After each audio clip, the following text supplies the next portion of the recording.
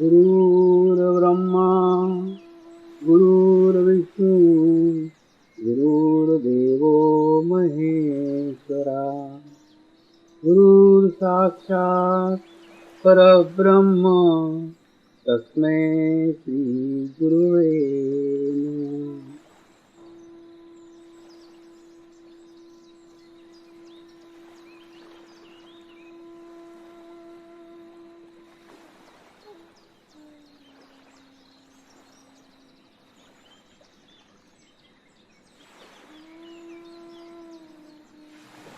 मेरे साथ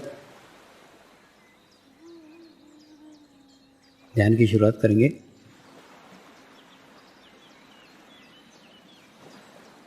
मैं एक पवित्र आत्मा हूँ। मैं एक शुद्ध आत्मा हूँ।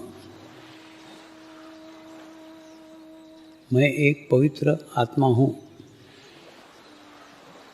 मैं एक शुद्ध आत्मा हूँ। मैं एक पवित्र आत्मा हूँ। मैं एक शुद्ध आत्मा हूँ। गुरु मंत्र का उच्चारण करेंगे।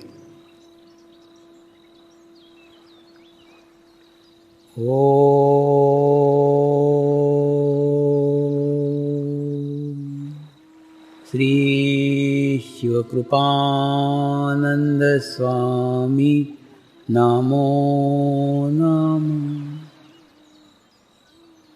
ओम श्री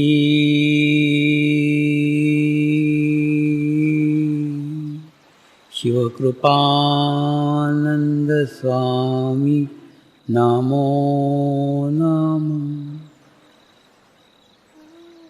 ओम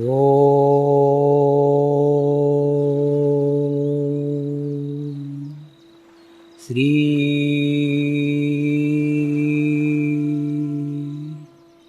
शिवकृपानंद स्वामी नमो नमः। ओम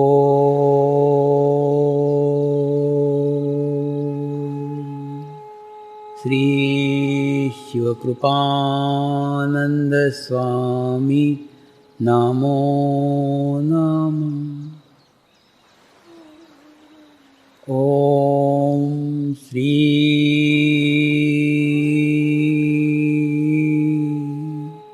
शिवकृपानंद स्वामी नमो नमः। ओम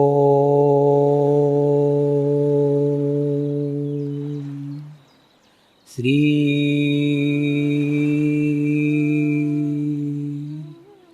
शिवकृपानंद स्वामी नमो नमः।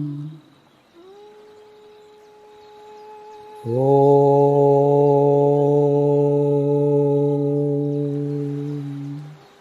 श्री शिवकृपानंद स्वामी नमो नमः।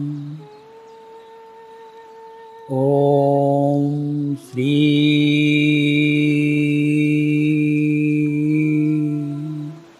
शिवकृपानंद स्वामी नमो नमः। ओम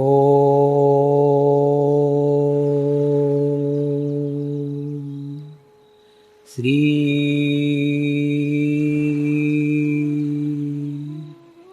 शिवकृपानंद स्वामी नमो नमः।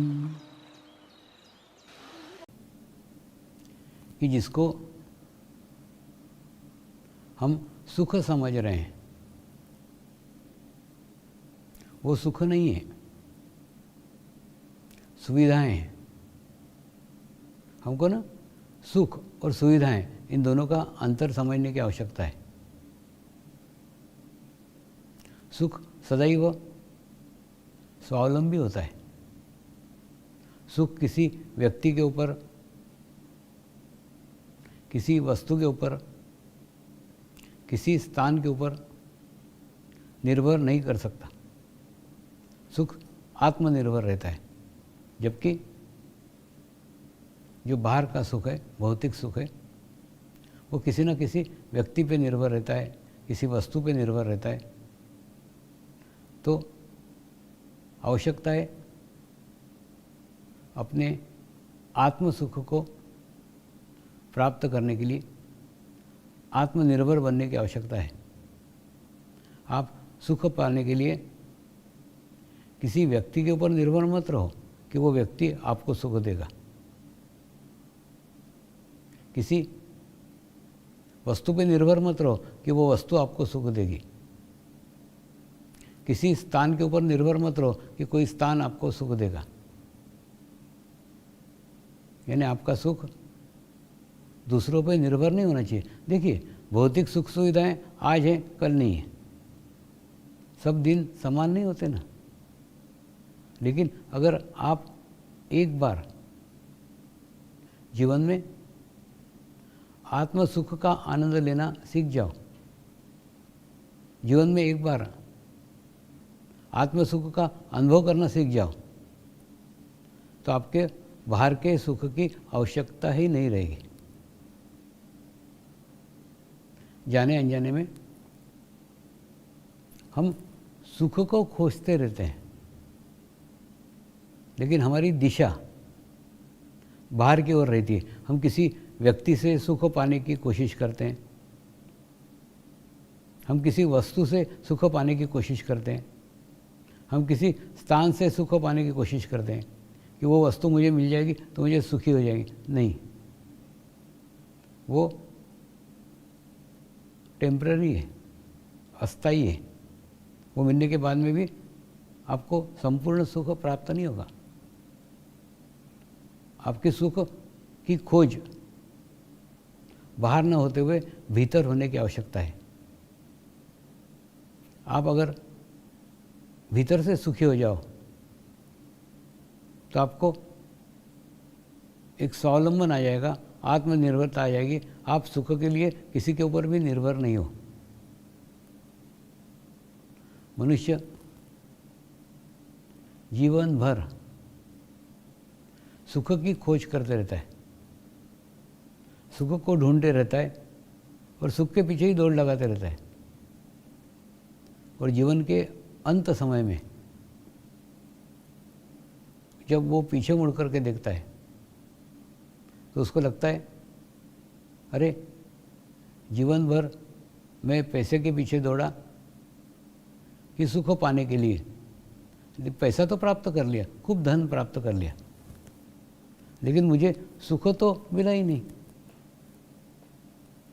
एक ना कार्टून था एक मैगजीन के अंदर, उस कार्टून में दिखाया गया था, पहले चित्र में चोर और पुलिस दोनों साथ में चल रहे हैं, दूसरे चित्र में चोर पुलिस के हाथ से छूट करके भाग गया, तीसरे चित्र में पुलिस वाला चोर को पकड़ने के लिए भागा, और चौथे चित्र में पुलिस वाला चोर के आगे भाग रहा था। यानी क्या, वो पुलिस वाला काय को भागा था, पुलिस वाले का भागने का उद्देश्य क्या था, चोर पकड़ना। वो उद्देश्य बाजू में रह गया और वो उससे स्पर्धा करने लग गया, चोर से भी आगे भागने लग गया। बिल्कुल ठीक ऐसा ही है। मनुष्य पैसे के लिए इसलिए भागता है कि उसको सुख प्राप्त हो, पैसे के पीछे इसलिए भागता है कि उसको आनंद प्राप्त हो। लेकिन कुछ दिन के पश्चात उसको अनुभव आता है कि पैसा तो प्राप्त कर लिया लेकिन सुख नहीं मिला, पैसा तो प्राप्त कर लिया लेकिन आनंद नहीं मिला, जो आनंद के लिए मैं दौड़ा था। क्या कारण है? कारण है कि जिसको हम सुख समझ रहे हैं वो सुख नहीं, वो सुविधाएं हैं, कंफर्ट। आप सुविधाओं के लिए थोड़ी दौड़े, आप दौड़े थे सुख पाने के लिए, लेकिन सुख बाजू में रह गया और आपकी दौड़ चलती रही और जीवन के अंत तक भी सुख का अनुभव नहीं हो पाए। लेकिन यही दौड़, यही यात्रा अगर हम बाहर की जगह भीतर की ओर करें तो एक स्थिति आपके जीवन में ऐसी आएगी जब आपके जीवन में आप तृप्त हो जाओगे, अब आपके जीवन में समाधानी हो जाओगे और मैंने मेरे जीवन में सब कुछ प्राप्त कर लिया, अब कुछ पाने की इच्छा नहीं रही। ऐसा भाव, ऐसी स्थिति आपको आपके इसी जीवन में अनुभव होगी और कई साधकों को हुई। उनकी बाहर की दौड़ समाप्त हो गई, बाहर की खोज समाप्त हो गई और अपने भीतर से ही, अपने अंदर से ही वो सुख को अनुभव करना सीख गए, सुख को ग्रहण करना सीख गए। तो वो सुख के लिए किसी विशेष व्यक्ति पे, वह सुख के लिए किसी विशेष वस्तु पे, वह सुख के लिए किसी विशेष स्थान पे निर्भर रही नहीं, वो भीतर से सुख अनुभव कर रहे हैं। दूसरा, धर्म का मार्ग अलग है, योग का मार्ग अलग है। देखिए, धर्म के मार्ग से चलने से आप बुरे कार्य करने से बच सकते हैं। आपके हाथ से बुरे कार्य नहीं होंगे, अच्छे कार्य होंगे। क्यों? क्योंकि आप देखो ना, सभी धर्मों में एक समान बात बताई गई है, बुरे काम छोड़ो और अच्छे काम करो, बुरे काम छोड़ो और अच्छे काम करो। बस यही बात, यही उपदेश सभी धर्मों में। आप अध्ययन करो सभी धर्मों का, एक ही उपदेश, बुरे काम छोड़ो अच्छे काम करो, बुरे काम छोड़ो अच्छे काम करो। लेकिन कुछ लोग उस उपदेश को सुनते हैं, कुछ लोग नहीं सुनते। इसलिए ऐसा कोई भी उपासना पद्धति नहीं है जिसके अंदर उपासना पद्धति के सारे ही लोग अच्छे हैं। ये उपदेश है, उपासना पद्धति उपदेश है। ये करो,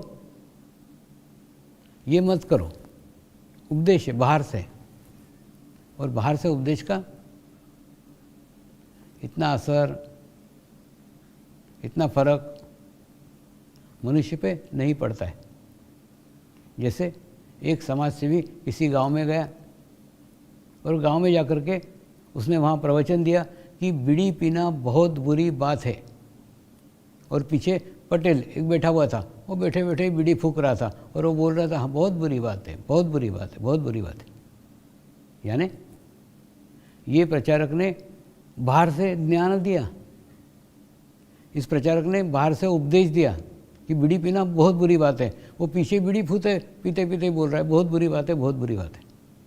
तो ये बाहर से बताया हुआ उपदेश बाहर तक ही रह गया, भीतर तक नहीं गया, अंदर तक नहीं गया। लेकिन समर्पण ध्यान संस्कार में ऐसा नहीं है। समर्पण ध्यान संस्कार में बाहर से कोई उपदेश ही नहीं है। आज 100 से अधिक देशों में समर्पण ध्यान संस्कार से लोग ध्यान कर रहे हैं, मेडिटेशंस कर रहे हैं, और लाखों की तादाद में कर रहे हैं। उसका क्या कारण है? क्योंकि इसके अंदर कोई उपदेश नहीं है। आप जो पीते हो पीते रहो, जो खाते हो खाते रहो, जो खेलते हो वो खेलते रहो, जहाँ जाते हो वहाँ जाते रहो। यानी आप जो भी धंधे करते हैं दिनचर्या में, वो सब मज़े से एकदम करते रहो। इसके अंदर कोई रोक टोक नहीं है, कोई उपदेश नहीं है। क्या होता है मन में? जैसे कोई आदमी बीड़ी पीता है, उसको तुम बाहर से बोलोगे बीड़ी पीना बुरी बात है, छोड़ दे, वो तुम्हारे कहने से शरीर से छोड़ देगा और उसके बाद में कुछ दिन बाद शरीर से पकड़ लेगा। तो इसके अंदर ना बाहर से कोई उपदेश नहीं है कि बीड़ी मत पियो, सिगरेट, कुछ भी नहीं है। एक ही बात है, ध्यान करो, ध्यान करो, ध्यान करो। बस मैं आपके बगीचे में एक अच्छे किस्म के आम का बीज बो रहा हूँ, तो उसको आम ही आएंगे, ये मुझे पक्का मालूम है, लेकिन आपको नहीं मालूम ना। तो फिर क्या होगा, मैं आपको बोलूँगा जब तक आम नहीं आते पानी दो पानी दो पानी दो, और पानी आने के बाद में उसमें बमूल के कांटे नहीं आएंगे, उसमें आम ही आएंगे, ये मुझे पता है। आप भी अनुभव लेके देखेंगे। ठीक उसी प्रकार से हिमालय के गुरु बीड़ी नहीं पीते ना, तो उसके बाद में जैसे आप उसका संस्कार ग्रहण करोगे, तो संस्कार ग्रहण करोगे क्या होगा, वही संस्कार वही बीज आपके अंदर भी आएगा, और आपके आने के बाद जैसे जैसे वो वृद्धिगत होगा, आपकी सिगरेट आपकी बीड़ी स्वयं ही छूट जाएगी। छोड़ने को कहा नहीं जाएगा, बाहर से नहीं बताया जाएगा कि आप सिगरेट छोड़ दो, आप बीड़ी छोड़ दो, ऑटोमेटिकली आपके हाथ से छूट जाएगा।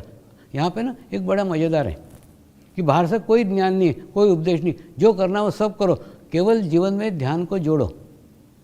हुआ ना, एक नशा मुक्ति केंद्र पे मुझे प्रवचन देने के लिए बुलाया गया, तो वहाँ ना कोई डॉक्टर, एक बहुत बड़ा, जैसे बहुत बड़ा हॉल था, उस हॉल के अंदर सब शराबी बैठे हुए रहते थे। तो एक डॉक्टर आया, उसने बोला देखो तुमने अगर शराब पीना नहीं छोड़ी ना तो तुम्हारा लीवर सड़ जाएगा। सब शराबियों ने गर्दन हिलाई, उनको आदत ही थी वो। एक साधु बाबा जी आए, उन्होंने कहा देखो तुमने शराब पीना नहीं छोड़ी ना तो तुम नरक में जाओगे। सब शराबियों ने गर्दन हिलाई। मैं स्टेज पे गया और जब मेरा प्रवचन चालू हुआ ना, मैंने बोला जो शराबी एक बोतल शराब पीता है वो 2 बोतल पीना सीख जाए। मैं आपकी शराब छुड़ाने के लिए आया ही नहीं हूँ।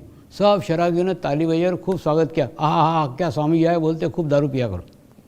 और उसके बाद में वो आयोजक दौड़ते दौड़ते आए, बोले स्वामी जी आपको काय को बुलाया था, आप क्या बोल रहे हो। मैंने बोला मेरे को मेरा कार्यक्रम पूर्ण करने दो ना, आप बीच में डिस्टर्ब मत करो। फिर मैंने उनको कहा मैं आपकी शराब छुड़ाने के लिए आपके जीवन में आया ही नहीं हूँ, मैं आपके जीवन में परमात्मा को जोड़ने के लिए आया हूँ। आपके जीवन में जैसे ही परमात्मा जुड़ जाएगा तो अगर शराब अच्छी होगी तो रहेगी, बुरी होगी तो छूट जाएगी। तो कहने का अर्थ क्या है, उसके बाद में उन लोगों ने ध्यान किया, ध्यान का अनुभूति ली, ध्यान का संस्कार लिया, और संस्कार लेने के बाद में 45 दिन तक उसका अनुष्ठान किया।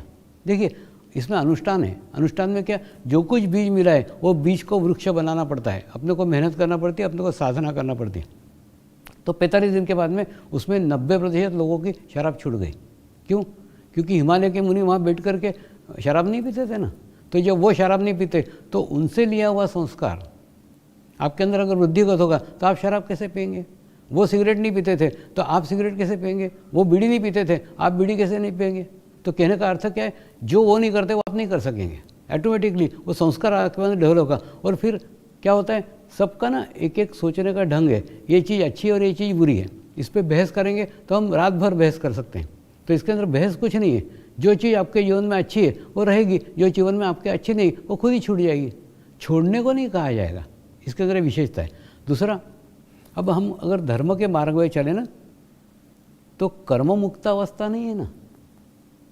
देखिए इसमें बुरा कर्म मत करो अच्छे कर्म करो, बुरा कर्म मत करो अच्छे कर्म करो, ये कहा जाता है। लेकिन बुरा कर्म करोगे तो भी वो भोगने के लिए नया जन्म लोगे, अगर अच्छा कर्म करोगे तो वो भी भोगने के लिए नया जन्म लोगे। यानी आप पाप करोगे तो भी नया जन्म लोगे, आप पुण्य करोगे तो भी नया जन्म लोगे, यानी नए जन्म लेना ही पड़ेगा। देखिए नया जन्म लेने का कारण होता है केवल कर्म।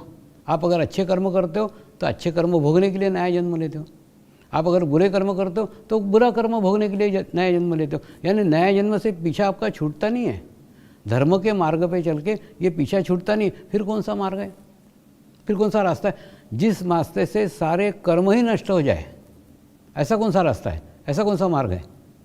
ये ना कर्म के विषय में बहुत सारे प्रश्न जापान के साधक सामान्यतः पूछते रहते। जब भी मैं जापान में गया था ना तो इस विषय पे खूब कर्म के ऊपर खूब प्रश्न आए थे। तो उनको मैंने समझाया, समझ लो एक गोल रिंग है, हाँ, उस गोल रिंग में आपका यहाँ पे जन्म हुआ है और ये जन्म से आपको धीरे धीरे धीरे धीरे धीरे धीरे पूरे जन्म के भोग है वो भोग करके यहाँ आने का है। तो बोलते स्वामी जब सारे कर्म भोगने के ही हैं, जो कुछ जीवन में होने वाला है वो होने ही वाला है, तो फिर ध्यान काय को करें, फिर परमात्मा काय को चाहिए। मैंने उनको कहा ऐसा है, अगर यहाँ पे आपका जन्म हुआ है, लेकिन ये जन्म इसलिए हुआ है कि आपके जीवन के कर्म नष्ट करें, कर्म से मुक्त हो। लेकिन क्या होता है, जब आप कर्म भोगते हो ना, तो भोगते भोगते भोगते पहले की तो कर्म नष्ट कर लेते हो, लेकिन उसी में नए कर्म के जन्म और जन्म में नए कर्म जोड़ लेते हो, तो कर्म का तो चक्र चलते ही रहता है ना। तो उस चक्र से मुक्ति नहीं है। लेकिन देखिए, अगर आप ध्यान करोगे तो क्या होगा, ध्यान करोगे तो आप आपके पुराने जीवन के कर्म भोगोगे।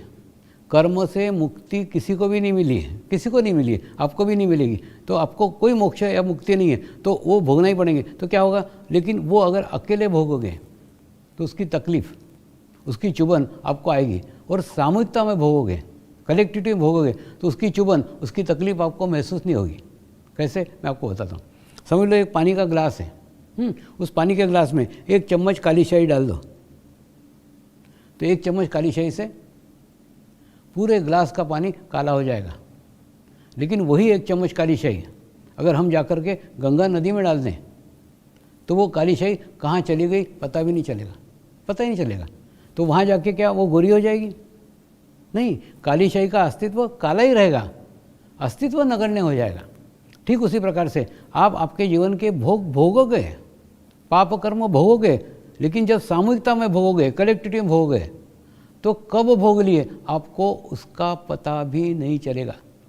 और वो देखिए, ऐसा करते करते करते करते आप यहाँ तक आ गए कि आपने आपके जीवन के सब पाप कर्म भोग लिया, और भोगते भोगते एक ऐसी अवस्था आपको प्राप्त हो गई, एक अच्छी आध्यात्मिक स्थिति प्राप्त हो गई कि उस आध्यात्मिक स्थिति में आपके हाथ से बुरा कर्म हो ही नहीं सकता।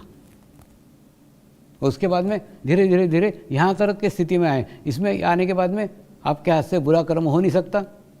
दूसरा, अच्छा जो कर्म करो वो गुरु के माध्यम से आप परमात्मा को समर्पित करो, गुरु कृपा में हुआ है, ऐसा बोलते हो। और बोलते नहीं, ऐसा मानते हो, बोलना काफ़ी नहीं है, मानते हो कि जो कुछ हुआ है वो गुरु कृपा में हुआ है। यानी देखो, ये एक ऐसी अवस्था यहाँ आपको प्राप्त हो गई, आपने आपके पुराने जीवन के सारे कर्म भोग लिए, उसके बाद में आपसे बुरे कर्म हो नहीं रहे, उसके बाद में आपके हाथ से जो अच्छे कर्म हो रहे हैं वो भी परमात्मा को समर्पित कर रहे हैं। तो आपके साथ आप कुछ बांधते ही नहीं हो। तो एक स्थान पे, एक जगह आपको यहाँ जा कर के एक ऐसी अवस्था प्राप्त हो जाती है जब आपके जीवन में कोई पाप कर्म नहीं रहते, कोई पुण्य कर्म नहीं रहते, एक शून्य की अवस्था, कर्म मुक्त अवस्था उसको कहते हैं। इसी को मोक्ष की स्थिति कहते हैं। मोक्ष मरने के बाद नहीं मिलता, मोक्ष की स्थिति आपको आपके जीवन काल में प्राप्त करना पड़ती है। और उसके बाद में यहाँ मिलने के बाद में जब आपका शरीर छूटे तो मृत्यु है। तो मृत्यु के बाद में मोक्ष कभी नहीं मिलता। मोक्ष आपको आपके जीवन काल में ही प्राप्त करना पड़ता है। ये केवल योग के माध्यम से ही संभव है कि आपको एक कर्म मुक्त अवस्था आपके जीवन में प्राप्त हो, जहाँ आपके जीवन के सारे पिछले जन्म के कर्म भोग लिए हो, जहाँ जा कर के आपसे बुरे कर्म हो ही नहीं रहे हो, और एक ऐसी अवस्था जहाँ अच्छे कर्म करो वो कर्म भी अपने साथ बांधते नहीं हो, तो कर्म मुक्त अवस्था आपको प्राप्त हो जाती है। आपने कई जगह, कई स्थानों पे देखा होगा, माँ बाप मर जाने के बाद में उनके नाम से दान दिया जाता है, उनको नाम से डोनेशन दिया जाता है। मतलब वो बेचारे अपने जीवन में बैलेंस करके गए होंगे, ये और पुण्य कर्म उनके नाम से जोड़ देते हैं।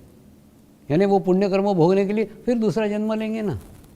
इसलिए आप देखो, इतने सारे आश्रम से, इतने सारे स्थान हैं और लाखों रुपए का डोनेशन आता है, लेकिन कहीं पे भी कोई किसी नेम प्लेट नहीं लगी कि फलाने फलाने ने ये बांध काम कर दिया, फलाने फलाने के मदद से ये हुआ, किसी का नाम नहीं है। क्या कारण है? ये मर्म, ये ज्ञान हमारे लाखों साधकों को है। उसके कारण कोई भी साधक अपना किया हुआ कर्म कभी अपने साथ बांधता नहीं है, कभी नहीं बोलता कि मैंने किया है, मैंने किया है।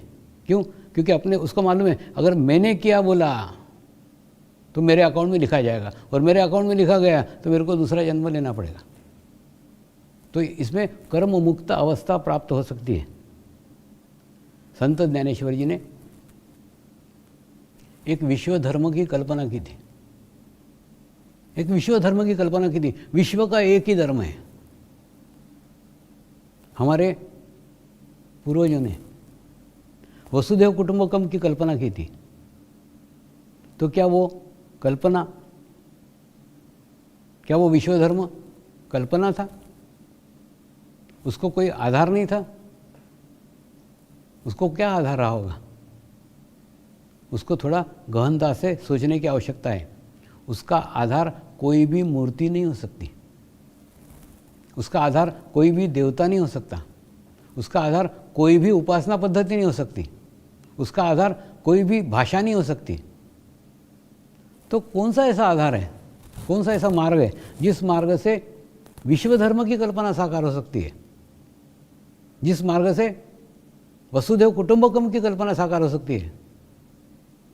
वो मार्ग है योग का मार्ग, अनुभूति का मार्ग। ये अनुभूति का जो मार्ग है, ये एकमात्र मार्ग है जिस मार्ग से वसुधैव कुटुंबकम की कल्पना साकार हो सकती है, विश्व धर्म की कल्पना साकार हो सकती है। ये मैं पिछले 25 साल से अनेकों देशों के, अनेकों जाति के प्रार्थना करेंगे। हे परमात्मा, हम सभी पवित्र आत्माएं आपको हृदय से प्रार्थना करते हैं कि सारे विश्व में शांति हो, सारे विश्व के आत्माओं की आध्यात्मिक उन्नति हो एवं सर्वांगीण उन्नति हो। यही हम सब आत्माओं की शुद्ध इच्छा है। नमस्कार करेंगे।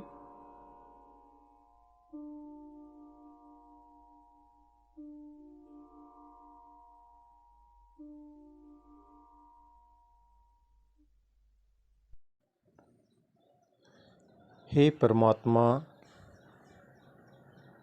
हम सभी पवित्र आत्माएं आपको हृदय से प्रार्थना करते हैं कि हमारे सद्गुरु